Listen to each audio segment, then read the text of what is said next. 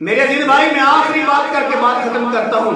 آخری بات یہ ہے کہ جھوٹی گواہی نہیں دینی چاہیے۔ قرآن بھی کہتا ہے کہ وَاجْتَنِبُوا قَوْلَ الزُّورِ، جھوٹی گواہی نہ دیا کرو۔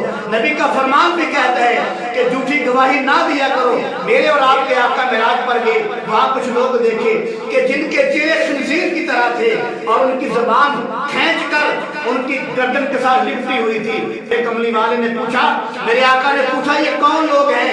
جبرائیل نے جواب دیا، یا رسول اللہ، یہ وہ لوگ ہیں جو جھوٹی گواہی دیا کرتے تھے۔ آج لوگ جھوٹی گواہی اپنا حق سمجھ کے دیتے ہیں۔ استاد اپنے شاگرد کے سامنے جھوٹ بولتا ہے، پیر اپنے مرید کے سامنے جھوٹ بولتا ہے، باپ اپنے بیٹے کے سامنے جھوٹ بولتا ہے، ماں اپنی بیٹی کے سامنے جھوٹ بولتی ہے، بھائی بھائی کے سامنے جھوٹ بولتا ہے، رشتہ دار کے سامنے جھوٹ بولتا ہے۔ عدالت میں جاؤ، وہاں جھوٹ بولا جا رہا ہے۔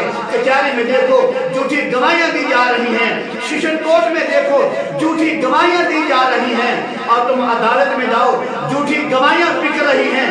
وکیل جھوٹ بولتا ہے، جج جھوٹ بولتا ہے، چھوٹا ہے جھوٹ بولتا ہے، بڑا ہے جھوٹ بولتا ہے۔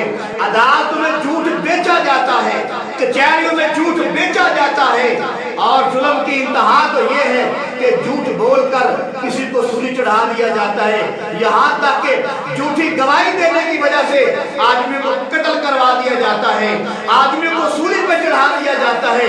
جھوٹی گواہی دے کر ماں سے اس کا لخت جگر چھین لیا جاتا ہے، جھوٹی گواہی دے کر باپ سے اس کا نور نظر چھین لیا جاتا ہے، جھوٹی گواہی دے کر بہن سے اس کا ویر چھین لیا جاتا ہے، جھوٹی گواہیاں دے کر بھائی سے بھائی کو جدا کر دیا جاتا ہے، جھوٹی گواہیاں دے کر بہن کو بہن سے جدا کر دیا جاتا ہے، جھوٹی گواہیاں دے کر لوگوں کے گھروں کو برباد کر دیا جاتا ہے، لوگوں کو سولی چڑھا دیا جاتا ہے، لوگوں کو قتل کروا دیا جاتا ہے۔ میرے عزیز بھائی، تمہارے جھوٹ بولنے کی وجہ سے کتنے لوگوں کے گھر اجڑ گئے، کتنے بھائیوں کے ویر ذبح ہو گئے، تمہارے جھوٹی گواہی دینے کی وجہ سے کتنے ماں کے لخت جگر ان سے جدا ہو گئے، کتنے باپوں کے نور نظر ان سے جدا ہو گئے۔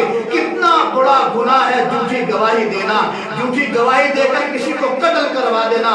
میرے عزیز بھائی، قتل کروانا جھوٹی گواہی دے کر یہ کوئی معمولی بات نہیں۔ ایک بات تو یہ ہے کہ جھوٹی گواہی دینے والے کا چہرہ کل قیامت کو خنزیر کی طرح بن جائے گا۔ دوسری بات یہ ہے کہ جو جھوٹی گواہی بھی دیتا ہے اور قتل بھی کروا دیتا ہے، میرے اور آپ کے آقا نے فرمایا جو ناحق کسی کو قتل کرتا ہے، فرمایا کل قیامت کو اس کی پیشانی پہ لکھ دیا جائے گا یہ اللہ کی رحمت سے مایوس کر دیا گیا۔ اور پھر فرمایا جو کسی کو ناحق قتل کرتا ہے وہ ایسے ہے جیسے پوری انسانیت کو قتل کرتا ہے۔ لہٰذا میرے عزیز بھائی، آج تہیہ کریں، آج ارادہ کریں کہ جھوٹ نہیں بولیں گے۔ اللہ کے نبی سے پوچھا گیا کہ جنت میں لے جانے والا کون سا عمل ہے؟ میرے اور آپ کے آقا نے فرمایا سچ بولنے سے آدمی جنت میں چلا جاتا ہے۔ پھر سوال کیا گیا، یا رسول اللہ فداک ابی و امی، یا رسول اللہ آپ پر ہمارے ماں باپ قربان ہو، بتائیں کہ جنت میں جانے والا کون سا عمل ہے؟ میرے کملی والے فرمایا سچ بولنا یہ جنت میں لے جاتا ہے۔ میرے عزیز بھائی، آج ارادہ کریں جھوٹ نہیں بولیں گے، جھوٹی گواہی نہیں دیں گے، جب بھی بولیں گے سچ بولیں گے۔